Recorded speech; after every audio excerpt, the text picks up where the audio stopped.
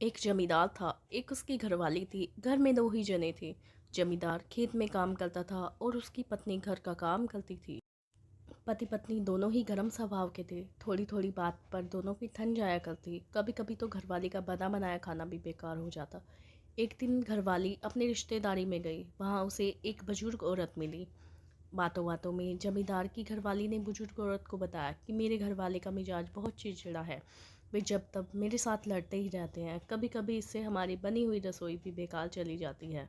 बुजुर्ग महिला ने कहा, यह कोई बड़ी बात नहीं है, ऐसा तो हर घर में होता रहता है। मेरे पास इसकी एक अचूक दवा है। जब भी कभी तेरा घरवाला तेरे साथ लड़े तब तुम उस दवा को अपने मुंह में रख लेना। इससे तुम्हारा घरवाला अपने आप चुप हो जाएगा।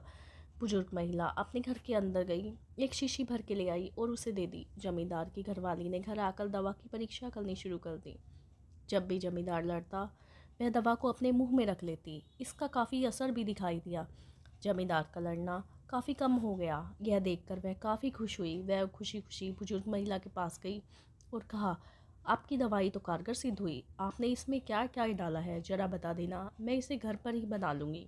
बार बार आना जाना मुश्किल हो जाता है। इस पर बुजुर्ग महिला ने जवाब दिया कि जो शीशी मैंने तुम्हें दी है उसमें शुद्ध जल के सिवाय कुछ भी नहीं था। तुम्हारी समस्या का हल तो तुम्हारे चुप रहने से हुई है। इससे दवा यानी कि मुंह में पानी भर लेती थी तो तुम बोल नहीं सकती थी, और तुम्हारी चुप्पी को देखकर तुम्हारे घर वाले का क्रोध भी शांत हो जाता था। इसी को एक चुप सौ सुख कहते हैं। बुजुर्ग महिला ने जमींदार की घरवाली को सीख दी कि इस दवा को कभी भूलना मत, और अगर ज़रूरत पड़े तो आगे भी लेते रहना।